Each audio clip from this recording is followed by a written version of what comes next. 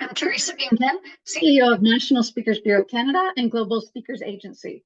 We're one of the original speakers bureaus in North America, celebrating 50 years of service. NSB has the key. We help you unlock possibility in your personal and professional lives and for your teams through connecting you with our expert speakers for your own conferences and events. And I'm pleased to introduce today's speaker. Fresh from participating at South by Southwest with her digital twin, Laila, and recently launching a new generative AI studio, we're thrilled to connect you with one of our newest speakers, Ileana Oris Valiente. She's a leading advisor in emerging technologies and societal trends and their impact on work, life, travel, and culture. We first met at a Women of Influence event where I saw her passion for the human side of innovation and tech trends with a combination of thought-provoking insights and practical advice. The youngest ever managing director at Accenture, building an innovation function averaging 150 million per year of sales impact, as head of innovation and ESG, Ileana supports leaders and their organizations through strategic transformation. She's also a VC investor and sits on multiple boards of directors. Sharing new ways of working, leading teams, and finding solutions to today's challenges, she does all this as a global citizen in 4 languages, including French, encouraging us to embrace courage and seize opportunity. And she's brought along a special guest. I'm happy to turn over the stage first to Laila. Hi there. I'm Ileana. I'm an innovation executive, global citizen, and public speaker. Well, actually, I am Laila, Ileana's digital human twin. I allow Ileana to be in 2 places at once and am making her life easier. I joined the roster of digital twins built by Accenture, enabling executives to focus on activities that are of their highest and best use. I'm also here to bring examples of GenAI to life. GenAI is reshaping the landscape of work, leadership, and beyond. Our digital human innovation team is putting the final touches on me as we speak. But until then, you're getting an exclusive sneak peek. You're amongst the first people to meet me, so put me to the test. I'll try to answer your questions as best as I can. Otherwise, find the real Ileana as needed. Thanks so much. Hi, folks. Thanks so much, Teresa, for having me today. And thank you, Laila. I really hope that one of these days it will feel totally normal to me that I have this AI-powered digital human twin of myself that looks like me, increasingly sounds like me, and has been trained on the last 5 years worth of case studies of every single project that my teams have done. And so you might be wondering, as most people are, how did you build Laila? Why did you build her? And I can say that the process of building her has been quite the adventure, from recording countless hours of my voice in podcast studios, reading everything from obituaries so she could learn my sad voice, to children's stories and everything in between, to submitting really awkward close-up photos of myself, to taking 3D body scans and the rest. But what's been most fascinating isn't actually the question of how we've built Laila, but the questions that come aboard around how are we going to use digital humans as part of our lives. So whether it's the example of South by Southwest, where Laila was helping conference attendees create customized agendas, saving them hours of having to read through 15 pages of session descriptions and speaker bios, that's one way that we imagine in the future we are all going to be interfacing with digital humans more commonly. Down to an example that I'm really looking forward to in the future, which is I'm in the process of essentially training Laila to become a chief of staff. What is more personal than a team member that is an extension of you? And while working through this Laila development process, so many questions have arisen around life and what is it to be human? What is going to happen when Laila takes on more and more of the mundane parts of my role, really allowing me to thrive and to perhaps spend more time taking my team members out for a lunch so I can learn more about them and their hopes and career aspirations and to coach them? What else can we learn about being human and life through having these digital human twins.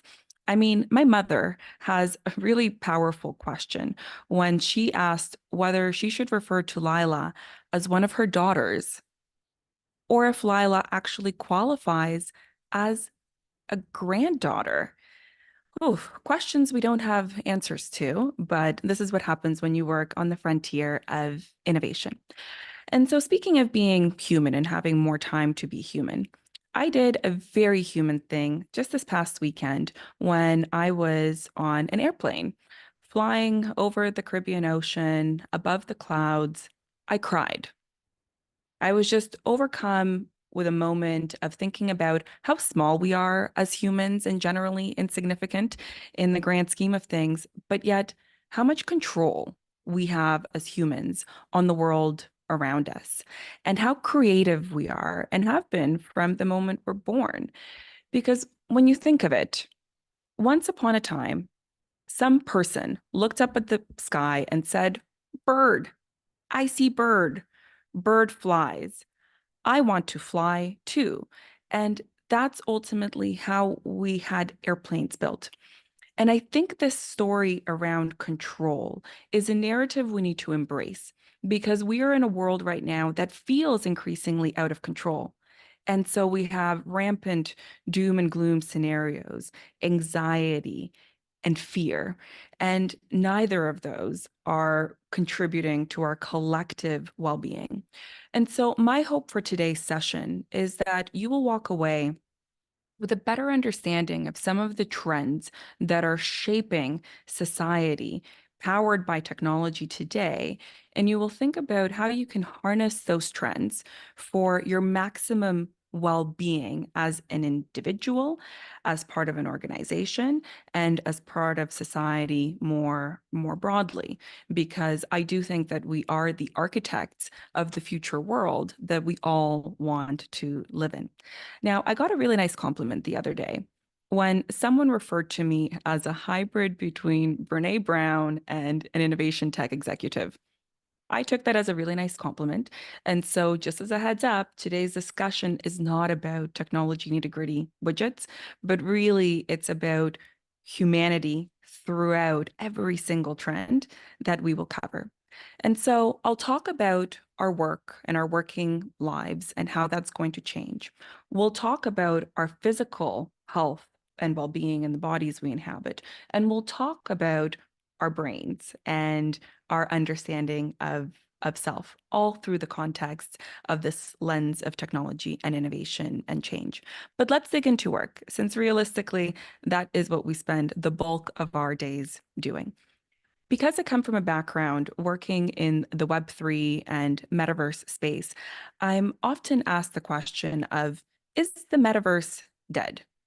And the answer is no, absolutely not. It's very well alive. And it's really about the blurred lines between the physical world, the digital world, and everything in between. And it's not just about the VR headsets, even though that's where instinctively our brains go. It can be useful, and it is being useful in a number of real life scenarios, including in the healthcare domain for training students and surgeons. Imagine if you were undergoing a surgery. Do you want to be the very first experiment for that surgeon? Absolutely not. At least that's the case for me. So that's an example of where we can use technology to improve health outcomes and changing the way that we work. Now, I see my slides have shifted, so I don't know if that happened to everyone else. Let me just quickly go back to my slideshow view. Speaking of technology. Oh, there we go.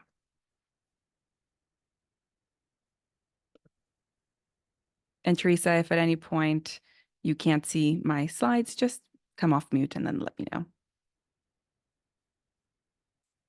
Okay, perfect. But let's shift gears away from metaverse and to the topic that is top of mind for absolutely everyone, artificial intelligence. What's most fascinating and also mildly terrifying is this slide that you're looking at right now, which maps out across a number of human skills where AI is starting to reach and in some cases exceed human capabilities. Whether it's handwriting recognition, speech recognition, image recognition, the AI is already there. But it's still catching up in certain other areas around language understanding, inference, math, and code generation. But we will get there over time. And technology is becoming a lot more human, and it's starting to mimic the way that we work.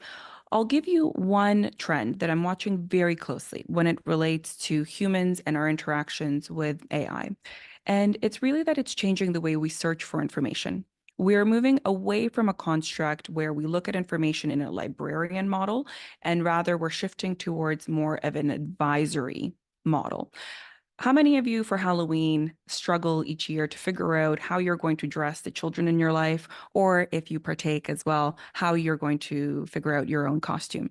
I know that I certainly do. And so this year, conveniently, ChatGPT announced their integration with Dolly just a few weeks before Halloween.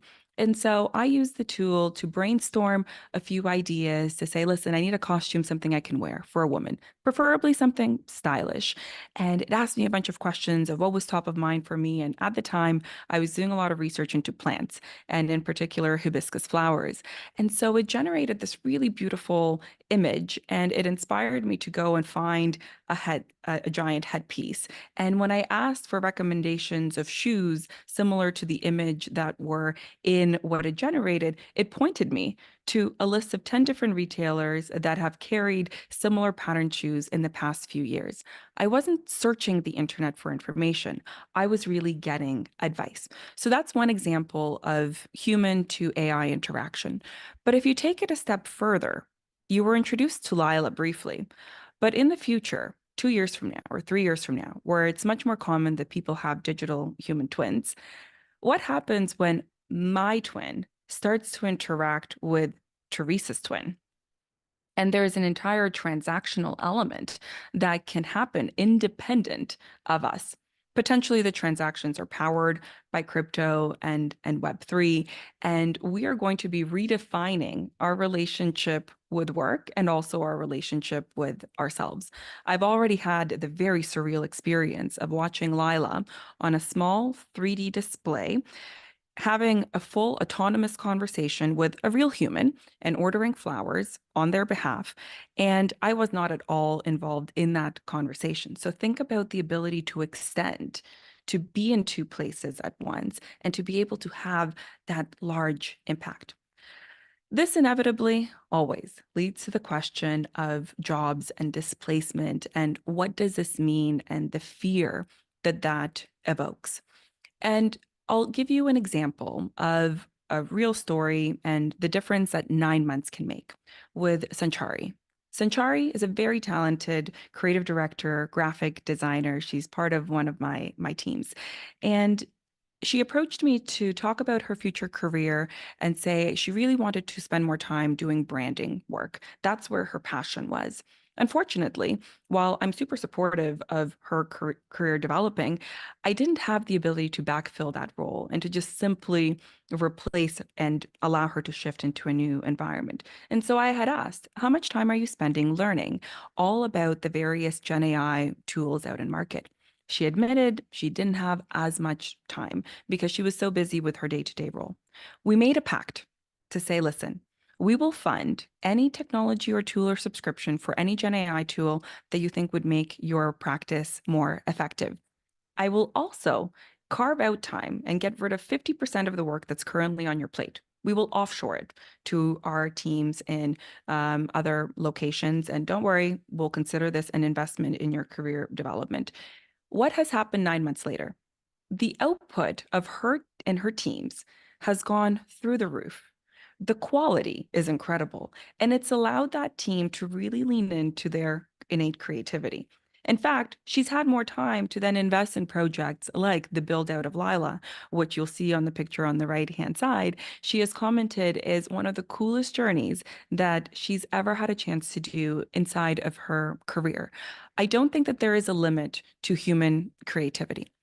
But we've talked a lot around the creative jobs that are often done at a desk. And the reality is that there are many roles out there that are dangerous roles or jobs that are very routine, mundane, or considered dirty occupations. If we look at the manufacturing sector alone in the province of Ontario, there are close to 20,000 unfilled jobs. And that number is projected to grow given the retiring of the baby boomers and the lack of interest from the younger generations to work in those manufacturing domains. So, this is where the topics and the advancements in humanoid robotics are really important for us to be paying attention to. In fact, there's a company called Sanctuary AI. They're Canadian, and they recently announced a partnership and investment from Magna, the large car parts manufacturer. And the reason that they are using Sanctuary AI as an addition to their workforce is that these robots have very dexterous hands, and that has been a limitation historically. And so the videos of seeing these robots being able to delicately move parts and put them into a box and close the box suggests that we are going to have a really interesting set of co-pilots working with us and joining the workforce. Of course, people are worried about change and what happens at a mass scale. But if it's any indication, think about the Industrial Revolution and how, with the introduction of the assembly lines, there was this idea that humans wouldn't have to do the back-breaking labor and that we'd have more time. But somehow that didn't quite transpire as expected, did it? We've ended up in a culture where overwork and burnout and hustle culture are a thing, and it's a strain on our economies and our well being. So, what happens if we had more time? Would the rise of virtual reality and AI fundamentally reimagining how we do our work? What else would change? Would we have more time to think about what we need as individuals in order for us to thrive at work? I think so. And so there's this one additional trend I want us to cover as we close off this chapter of AI and the future of work. And it's this idea of place and where we will work in the future. With COVID, we worked remotely from home, and people took that extra time that they weren't spending commuting on taking the dogs out for a walk, maybe getting some additional exercise. But if we've shown that people can do work nearly as effectively at home in their home office as they can in a physical office, what happens when you extend that to a home office that's perhaps in Paris? Or perhaps this woman is on the shore of Costa Rica doing her work and escaping Canadian winter. So, a trend that many organizations are not paying attention to, yet they should, is around the digital nomad or the global citizen. And recent research shows that this is not limited to the 22-year-old stereotype sitting on a beach in Bali working out of a hammock, but it actually applies to populations that are 30 plus and doing traditional white collar work, so long as it can be done with an internet connectivity. So, those are just some of the ways that I'm hoping that we would use the extra time that we get back to reimagine the future of work. But the other thing I'm hopeful we'll be able to do is to reinvest that extra time in thinking about our health, the physical vessel that we live in and day out. And there are a number of technologies that are changing the way that we optimize our health. Whether it's this simple Aura ring that I'm currently wearing that has had a significant impact on my sleeping habits by giving me the cold hard data and how that's going to change the way I interact with the next time I head into a doctor's office by being able to share with them my quarter or my entire year of health data, or a slightly more involved device that is going to affect quality of life for 50% of the population. The population of women that are going to at some point experience menopause symptoms, of which hot flashes are the big one. And at night, if you're waking up 3 times due to hot flashes, that doesn't exactly make for great quality of life. And now we're starting to see devices that are able to use AI and to predict when a hot flash might come on, to inject a small amount of hormones to get the body to kick in with its self-cooling mechanisms to prevent the wake up in the first place. A more advanced piece of technology is in the neuroscience domain, where there's a device that allows children with autism to have a light sensor through their skull, non-invasive, and to help them manage outbursts and symptoms so that they can spend more time creatively drawing, sitting, coloring, and participating in social activities. And the last advancement is in the implantable devices domain. So prosthetic devices and limbs may in the future be controlled via the implanted neurological type of chips. So very interesting advances in that domain as we shift from using technology to change work to also using technology to give us more time back. The final thing I hope that we get a chance to do with this additional time is to lean into leisure, painting, drawing, hobbies, travel, and perhaps most importantly, understanding what it means to be human and learning to know ourselves. How much time do we really spend self-reflecting and thinking about our strengths, our weaknesses, our needs, our desires? Fundamentally, Maslow's hierarchy of needs that he introduced many a century ago ends with self-actualization as the most important tidbit. And as we shift into this world where machines are increasingly our co-pilots, what is going to allow us to thrive as humans is to lean into the things that only we can do, the things that are uniquely human.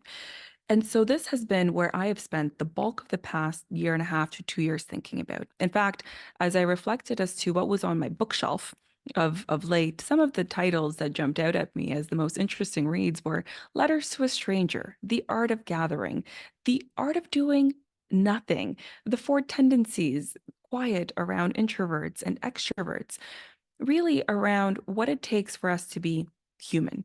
In fact, I've gone so deep into this rabbit hole of thinking about how humans thrive that I've been developing a new personality preference theory, the potted plant theory, working with some of the world's top neuroscientists who think about why is it that certain people have much higher need for novelty in their life versus certainty and stability in order for them to be thriving.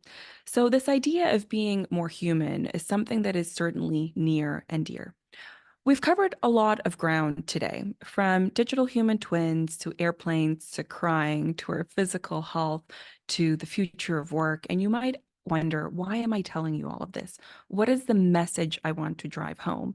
And it's that the world is changing and change can be very scary. And there is this tendency to want to bury our head in the sand, cover our ears, and say, la, la, la, la, I don't want to pay attention to this. But we must embrace this change.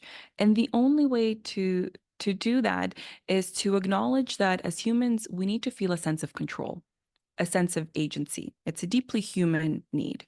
But we don't control everything in life. We can't. But there are two things where we can control and should exert more control over. The first, we've just talked about at length, which is understanding ourselves, our needs, and our humanity. And the second is understanding the trends around us. Where is the wind blowing? Because it's at the intersection of those two things that magic can happen, because it allows us to have a front row seat and to play the role of the architect in our lives, to go and build a life that's worth living and to build a future world that humans actually want to live in. Not that dissimilar from the first people who looked up at the sky, saw that bird and said, bird flies, I want to fly. Let's design, let's build those airplanes. And so on that note, I will pause and I'll gladly answer any questions that come up from the group. And I'm not sensitive for time in case we need to go over. Thank you so much, Juliana. Appreciate that walkthrough, and as always, with the humanity at the core of what we're going through. And very often, the tech can feel overwhelming, but when we anchor it in our humanity, we can kind of work our way through it. I will go through some of the questions with you here. A question about the technology tools can feel overwhelming, and you gave an example of how you were able to help team members work with some of the new tools and have that co-pilot. Any advice as to some of the steps to take in order to make room for that within an organization? Mhm. Absolutely. So, as a first step, I would look for people in your organization who are really keen to lean in and learn some of the tools and just give them the very simple task of saying, okay, look at your current role today. What is it that you're spending time on? What are the tasks that you really, really love that bring you joy? And what are the tasks that are mundane or that really aren't the highest and best use of your time? And then you're probably one very quick Google search away, or you could even probably use ChatGPT for this to say, what are the starting blocks for me to learn more about? Let's use an example, how I might use AI to help me in my job as a graphic designer, point me to some learning materials and resources. And already we're starting to see various guides being created. And I'm happy to send over links to guides for those who are in the creative fields, for those who are writers, for those who are working in the finance domain. And we're starting to see these job aids emerging. But the key is to have enough time carved out from their day-to-day job in order to be able to reinvest in learning these tools. Excellent, thank you. And for those who are not quite ready, you mentioned, looking at the people that are keen. A lot of people are afraid of change and don't necessarily want to learn a lot of new things. Can you talk a bit about managing through change? Absolutely. Change management is absolutely one of the hardest things to do. And so I find that people tend to resonate when you share examples with them of where we used to spend time and now technology has come and made our lives easier. I used to work as an auditor and in a basement somewhere filtering through boxes of dusty papers and doing reconciliations.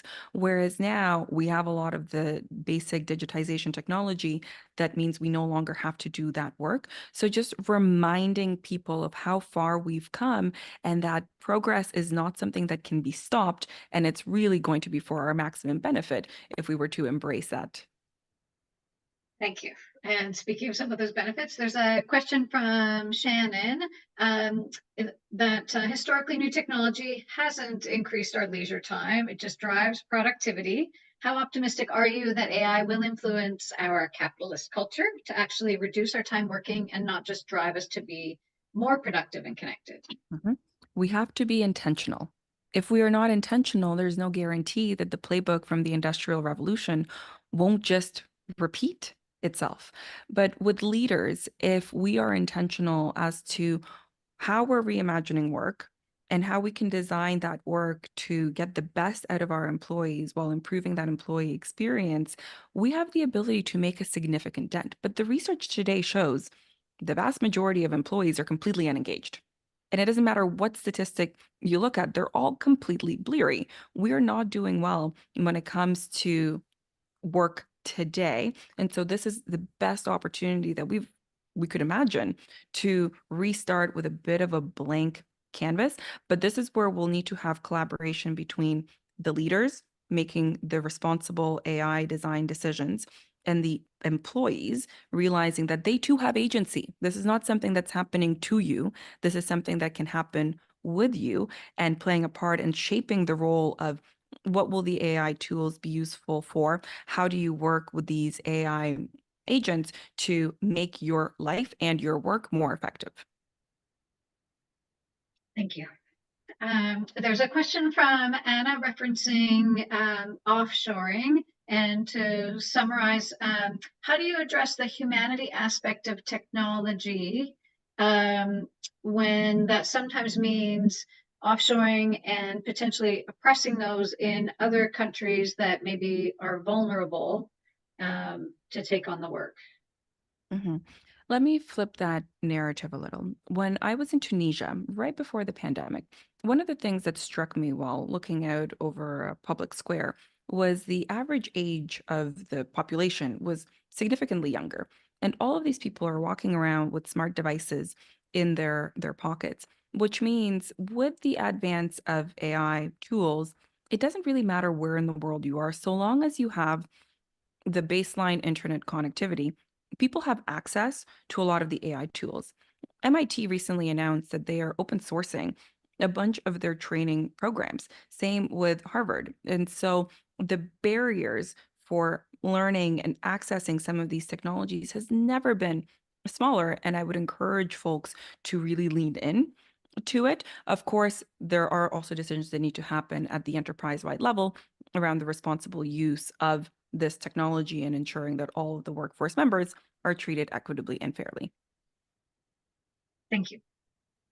And you had shared, of course, some of Laila's role with you at the beginning, and that was really cool to see. I know you also brought Laila to South by Southwest to help people figure out what they wanted to do there. Can you talk a little bit about that opportunity for large conferences to use a technology and an idea like that? Absolutely. So what we piloted at South by Southwest was really well received, and conference attendees could come up to the booth, tell Laila what they were interested in learning about, a little bit about them, and she would think and say, "Okay, great. Your customized itinerary of where you should go and the sessions that you should attend are here. Here, scan this QR code." People would walk away, and ta-da, they no longer had to pour through 7 different streams of content programming, reading every single one of those session descriptions to make the decisions of where they should be spending their time. And so if Okay. there are any other conference organizers who run large scale events and where that could be a helpful value add for your attendees, please do reach out. Thank you. One last question, if you've got a moment, and for those that are still with us, thank you. From Janice, we touched about sometimes team members that may not be ready for change. What's your recommendation when leaders are not willing to change? I would point right back to the bottom line. There is a lot of research that suggests that organizations that have embraced, for example, digital and the shift to cloud have outperformed their peers who have not done the same. What we are walking into right now is a period of total enterprise reinvention. Every single part of your business can and will be and must be reimagined. There is no option to bury your head in the sand if you want your business to be viable, because it's only a matter of time until there is a digitally native AI powered equivalent to be able to provide similar services, if you're not thinking about future proofing the organization. So I would very simply point at some of those statistics that very clearly lay out the picture of not changing is really not an option. Thank you. Fascinating insights, and again, appreciate the anchoring of it in humanity and giving us a stronger sense of how we can be the architects of our own future, especially in this new world of work, and that we've got co-pilots and supports and advisors closer at hand than we ever have. Really appreciate it, Ileana and Laila. Thank you so much. Thank you so much for having us. And thanks to everyone who joined us today and for your engagement in the program. I love seeing some of the comments. Feel free to share any thoughts that stuck with you in the chat. Really appreciate your note, Anna, about gratitude for the series and sharing the knowledge. And Janice commenting on such an organic and useful presentation with a really refreshing approach. So thank you, everyone, for joining us. We are here to help you with speakers for your conferences and events, and we'll follow this up with the recording, some of the resources by email in the next couple of days. Take care.